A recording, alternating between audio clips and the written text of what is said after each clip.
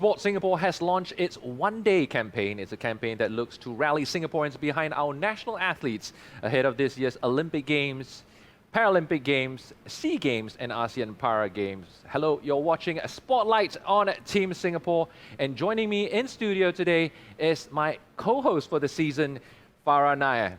Hello, John. Thank you so much for having me. It's so nice to finally be in the studio in an enclosed space where there's aircon, because usually we're like outside shooting, right? So it's so nice to be in here on a nice couch. Well, I totally agree with you. I'm loving the air conditioning, although I do enjoy my fair share of time under the sun doing sports as well. But back to the topic for now, talking about the One Day campaign, it is a very meaningful campaign. Shall we have a look at the manifesto video?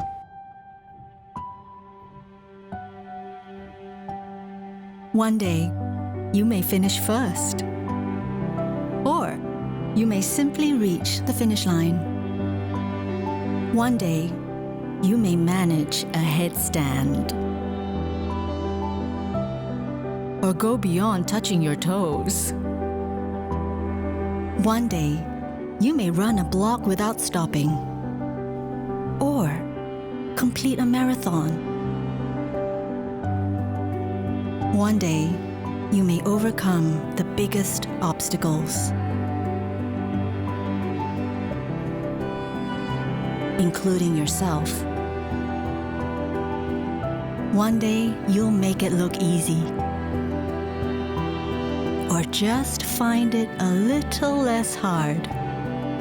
One day, you may win a gold, or discover a will of iron. One day, you may celebrate being the country's finest, or just being your personal best. One day, you'll break past records, or set new ones of your own. One day, it will all come together.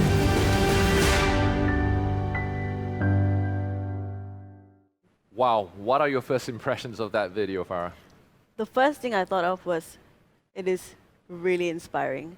Like, and I love the fact that, you know, it really speaks to you and me. It's not a message that was just meant for the athletes, for us to support the athletes, but it really is so inclusive. Like, I felt like it was a message to all of us, and that was my biggest takeaway from that it was for the athletes and for normal folks like us. Because I love that aspect of it, isn't it? I mean, it's how we reframe success even. We saw not just the likes of Olympians or SEA Games athletes. Of course, we did see Martina Veloso, Glory Barnaba, Shanti Pereira, Ang Peng Siong, Joseph Schooling, D-Roy and all that. But we also saw the average Joe out there just trying to reach his toes, trying to do complete a push-up even.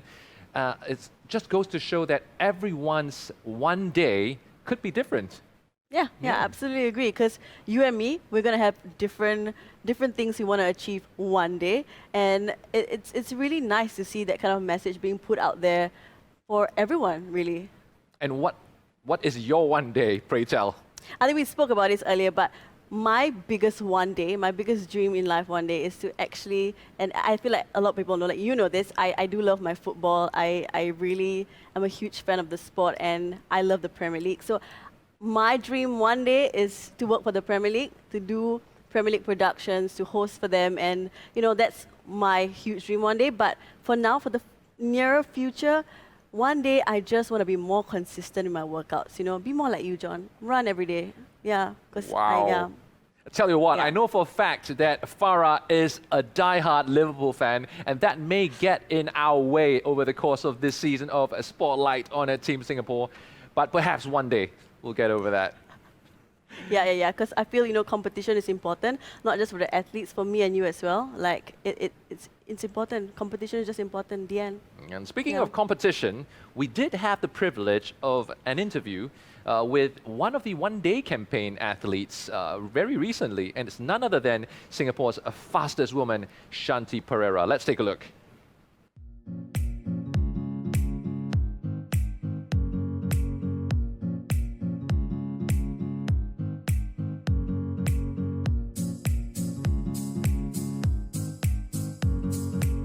We're here with Singapore's fastest woman, the one and only Shanti Pereira. How are you doing, Shanti? I'm good, John. How are you? I'm good as well. Now that we've gotten it out of the way that everyone is good, we're going to find out a bit more about you, specifically to the one-day campaign that's going on. And we all know, Shanti, that you've won many medals over the years. You've taken part in many competitions, locally, internationally.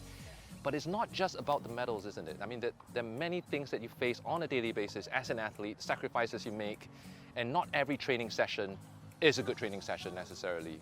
What are the small wins, you would say, for yourself on this road to success?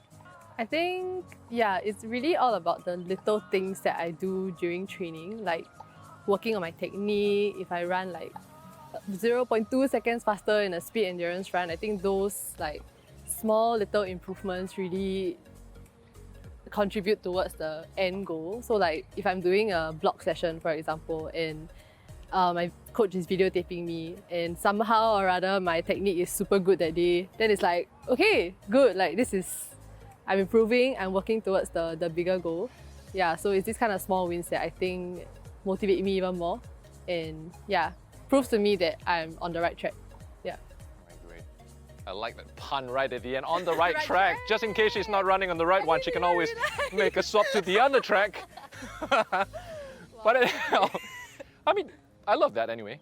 But back to the point about the challenges you're facing on a regular basis, right? So what are some of these challenges you've had as an athlete through the years that you've had to face, and how have you sort of persevered through them? I think two of the major challenges that I face is one, being a student athlete. I think that is really hard, and I think it's even harder when transitioning into like working and training at the same time, because I think you're pretty much tired all the time. You need to find the energy to come here and give your 100% at every single session. So yeah, that's pretty difficult. And secondly, it's definitely injuries, because like on top of everything that you're facing, in school and during training, then to come face to face with an injury that you just have completely no control over is like something very, very hard to bear. And it takes a very long time to come to terms with it and eventually move on and train harder and come back stronger. Yeah.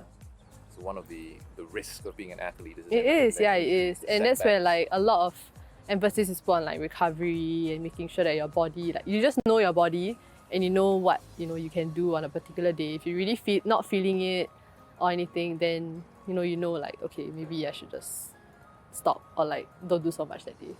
Yeah. Well, resilience, obviously an essential quality to become a Team Singapore athlete, not just from one injury, but coming back from many injuries in that respect. Well, speaking of resilience, we know that the past year has been a nightmare for everyone, for you, for me, everyone in the sports industry, specifically for athletes. You don't know when your competitions are coming back. You don't know what you're training for. You kind of can't really gauge based on your training for that, right? So what has been one thing for you that has been sort of a glimmer of hope, and perhaps also something that you think can be of hope to the rest of Singapore and as Singaporeans as well? I think, as cliche as it sounds, I think I really, especially during like circuit breaker and the whole of last year when there was literally no competitions at all. Like for me, I only competed in November, and that's going an entire year without competing. So I think the one thing I really held on to was that it's gonna be okay. It's gonna be okay, and eventually things will slowly go back to normal. Even if they're not, you will somehow find a way to make it work. Yeah, and I think that's an athlete's life in summed up. Like basically you're rolling with the punches every single year. You don't know what surprises may come, and yeah, I think this was an even harder test, to show that this is a part of our journey. But yeah, I think for me, ultimately, I was just like, it's gonna be okay. I'm still gonna do what I do because I still love what I do. It's not gonna make me give up. And yeah, I just thought it's gonna be fine. I'm just gonna work hard. Work just as hard to reach the same goals, and whatever may come will come. Well, I love what you said right there, right at the end. You're gonna still do what you do because you love what you do, right? I mean, and I've seen cases, so I've actually spoken to other athletes who actually question their identity during this period because they're not even sure whether they're gonna continue and all that. But a huge part of what you said right there is about passion, right? And that brings us neatly into our last question that we have for you here, and wow. that is a big part of the One Day campaign is about speaking of bringing together the passions of fellow Singaporeans, celebrating each other's success. And in this respect for you, we'd like to really find out what is perhaps one passion that is not sport related or track and field related that you have, and what do you hope to achieve with that passion one day? Well, I guess, okay, yeah, one of my biggest passions is definitely athletics, right? But outside of it, I am not so, it's not so extravagant, you know what I mean? But I do have a life, it's not so extravagant, but I do love like fashion, I love makeup, I love all these kinds of things. So that's where like my second passion kind of lies. Like if there's anything I want to do outside of track, it's related to that. Yeah. And again, as cliche as it sounds, it's like, I think you just be happy lah. You know, just really do whatever it is that you want to do. Doesn't really matter what people think of you. I think that's very important for a lot of people to remember. Like it's about you, it's your journey, and just do whatever makes you happy. It's great. You do you, right? And knowing your identity is so important, knowing what you love to do. I think those are great tips and words of advice from Shanti. We're going to dive in a little bit more about her passion on fashion later on when we go into another segment of this show, so you do want to stay tuned. And when we come back, we're going to go into the fun interview questions with Shanti, so don't go away. Wow, passion for fashion. That sounds like something that resonates with you as well, Farah. Yeah. I know. Because it's the first time that I was watching it, so I was very surprised to know that she was really into fashion. Because same, like I do love my sports, and everyone who knows me knows I really do love watching and playing it sometimes. But I do love my fashion and my makeup. So in that sense, I am very similar to Shanti. Wow, some common denominators between Farah and Shanti. Cha-ching! I'm going to have to ask you a bit more about that later on, but for now, we're going to be taking a quick glance at one of the games we had with Shanti. It's the game of the week for this year's Spotlight on Team Singapore. And the first game we played this year was something that's called Who Am I? Let's take a look at that. Welcome back to Spotlight on Team Singapore. It's the Team Singapore Game of the Week, and this week's game is called Who Am I? So Shanti, for this game, I'll be giving you up to 3 clues per sporting personality, and these sporting personalities are people from your sport, that's track and field, right, athletics. And the fewer hints it takes for you to guess them, the more points you get, right? So if you take 1 guess, you get 5 points, 2 guesses, it's 3, and if you need all 3 guesses, you only get 1 point. That's how it goes. The first person that we have on the list, the first clue, is that I won the Holland Village Celebrity Silver Medal in 2011 for the Poser Fun Award category. Who is this? I'm pretty sure it's someone you know. Oh my I'm pretty gosh. sure it's someone you know. Okay, second clue. Second clue. I was the first athlete to be placed in Singapore Sports Council's inaugural Athlete Career Training Program. Athlete Career Training Program. Oh my gosh. I'm loving this, by the way. Okay, third clue. I'm prepared to get 1 point. Or none at all. Okay, I'll give you an easier clue than the one that's on the list here. Okay. I'm the current national record holder for the men's 100 You meter can sprint. Yes. I wasn't sure at the rate it was going whether she would even get the third clue that I have on the list, which is I did a double degree in philosophy and political science. I would have known that. You would have known. Okay. Well, I give it to you anyway. That's 1 point for I would've Shanti known so that. far after the first person. Hey, 1 point. Okay, second one. This is a lady, by the way. I was part of the pioneer batch of athletes at the Singapore Sports School in 2004. Okay. Do you want to take a guess at this point? No? Can I? You could. Okay. Part of Pioneer Batch. Lady. Yeah. Dipna. Yeah, she got it right. 5 points. Ching! So it's 5 plus 1, 6 points.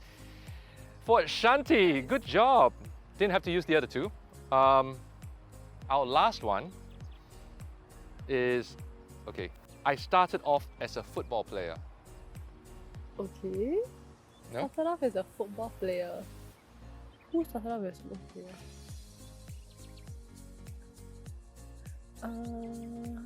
I don't know. Next. Next one. I taught for 6 years in Tiong Bahru Primary School and 13 years in Danyan Secondary Technical School before joining NIE in 1980. Huh? Who is this? 1980 yeah? NIE. It's not Sikunalan. Yes. Oh my god, it is? Mr. Kunalan. I was thinking if this one she needs all three, I would really cry. But great job. First athlete to play this game, Who Am I? We'll find out from subsequent episodes if anyone does better than her in Who Am I. Who am I? Well, certainly had a lot of fun there with Shanti. How good are you at guessing games, Farah? I think I'm pretty good, but you know, I don't know if my friends and family would agree to that, but confidence is key and I believe that I am great at it. What about you? I'm not going to say I'm good at any of these guessing games You're because last year when Duncan tested me on all of those facts, I flunked most of them. I'm going to be putting it out right there. You're just like a quiz master at this point. Yeah. That's what you're going to do for most. It's always easier to ask the questions than That's try true. to answer them, you know? That's true. It's always Yeah. easier to do that. But anyway, if you did enjoy that segment we had with Shanti, we did have a couple more fun segments that we did with her. One that explored her sense of fashion, going down memory lane, reliving the various hairstyles she had over the years for the many different competitions, as well as another one where we had a look inside her bag. Do you have your bag with you, Farah, right now? Well, yes. Yeah. Here it is. Let's take a look at what's inside Farah's bag, As I just open out of it. curiosity. Like I say, you know, I do love my fashion and makeup, so don't be shocked when I show you what's in my bag. Of course, my mask, I hope because it's nothing it's then. important. It's No, not meant for they're public all viewing fine. right now, but Mint. But the most important thing in my bag really are the 6 lipsticks that I carry around 6 for lipsticks? different Good occasions. grief. So do you have 6 lips? 1, no, 2, 3 still in the box. Well, you know what? I'll dig. I can tell Yeah, you for a yeah. fact, because I did the Shanti shoot with her, that yours is in direct contrast to what she has in her bag, even though both of you love fashion. You know what? I feel like that's what makes everything like fun, because we're all different. But you know, there's just common things that, you know, we can all get along with, and it's just nice. And I actually really can't wait to watch what's in her bag, and like her talking about her love for fashion and stuff. So yeah, I can't wait to check that out. Yeah, well, you can do so on the One Play Sports YouTube channel. And you will definitely want to catch that episode to find out what's in her bag, just to see how different it is from Farah's. But in the meantime, we also did one last interview segment with Shanti on that day to bust some myths about sprinting. It's part of a series that we're doing with our national athletes, Mythbusters, for their sport. So let's take a look at busting myths with Shanti Pereira. One common myth that apparently is going around is that you cannot train speed. Is that true or false? I cannot train speed.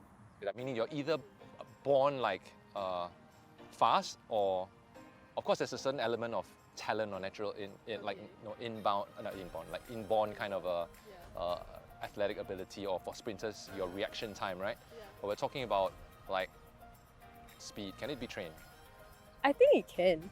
I think definitely, because like as long as you know how to run, I think that's important. Like building a good foundation. Like I don't think you have to be fast, just need to build a good foundation where like your posture is good, your technique is okay, and then once you have that down, you can start building up and like training properly for sprints. You know, where like you try the blocks, not even blocks, you try like going down into a start position even without the blocks, and then just like learning the technique and everything. And then once you do, I think, yeah, it's definitely trainable. I don't think it's pure talent. It's definitely something you can train. Yeah. Right. And the second myth is that a lot of people think is that sprinters run on their toes. True or false? And if it's false, which part of your foot do you actually use when you sprint? Do I run on my toes? Okay, I used to, I think, when I was a bit younger. And then now, I think it's just like, I run on the ball of my feet. Right? Yeah, I run on the ball of my feet. Now that I think about it. Yeah, I moved away from the whole toe thing. Yeah, I was, yeah. There you have it, Like, straight from Shanti. Primary school, I was told like, yeah, run on your toes. Cause I remember, I think the first track training I went for in primary school, I was running like, you know, everywhere? normally, yeah. Okay. And then someone told me, it's like, run on your toes, it might make you faster, it will help you. So I tried, I was like, oh my god, really? There was some truth to that, maybe. Yeah, then now I don't do that anymore. Interesting. Okay, and the third myth that we have is that strength training makes females too bulky, and the added muscle or body weight will make you slower. Is that true or false? Oh, it's false. That is completely false. Oh my goodness. There's a difference between like building muscle for track and building muscle in general, I think. Like the exercises that you do, I mean with the help of your coach of course, because I don't know these things right off the bat. So with the help of my coach, he caters the exercises in a way where I do build muscle, but it's to help me in my sprinting, you know? So like even if it's big, it's supposed to be big to help me run faster. Yeah. So like, I mean, if you do like, you know, your normal strength training, like, and you just constantly try and build on the muscle, then maybe, I don't know, because like if you build muscle and don't train at the same time and don't do speed work at the same time, then definitely I think it will make you slower. Or like it will take a longer time for you to build up that speed again. But yeah, like for sprinters, we cater the exercises in a way where like it does help us in sprinting. Yeah. All right, and there you have it. Sprinting myths debunked by Singapore's sprinting queen, Shanti Pereira. You know what, Farah? One thing I forgot to ask Shanti was the part about if the muscles are big, it's meant to be big so that I can run faster. I wanted to ask her how to get bigger muscles. Do you think I could use bigger muscles right now? John, I think you're perfect the way you are, but one day we might see John with some big guns and biceps, you know. You'll never discount it. One day. You know, I'm even sorry I asked that question. I saw that coming. I deserve that, to be honest. You asked, I answered. Well, thank you so much for joining us on this episode of Spotlight on Team Singapore. You do want to stay tuned for the upcoming episodes because we have other sports coming your way very soon, including table tennis. That's the one that's coming up in the next episode. I'm actually very excited to watch that. Yeah, and before we go, we have some exciting news to announce that Isaac Kwek has actually just been announced in the International Table Tennis Federation's latest rankings as the World Under-15 #1. How about that?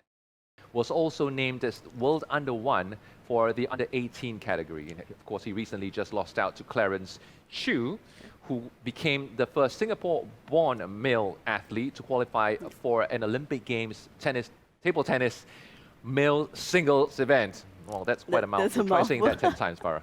I can't, so that's why that's your job. But no, you know what? Hey, you know it's absolutely amazing. We know, you know, the talent that we have in this country, and I'm just so excited for what the future holds for just sports in general in Singapore. Yeah. Exciting times indeed. Certainly look forward to Farah trying out many of these games with our national athletes as well in this season of Spotlight on Team Singapore. So don't forget to join us in the weeks ahead. This has been Spotlight on Team Singapore.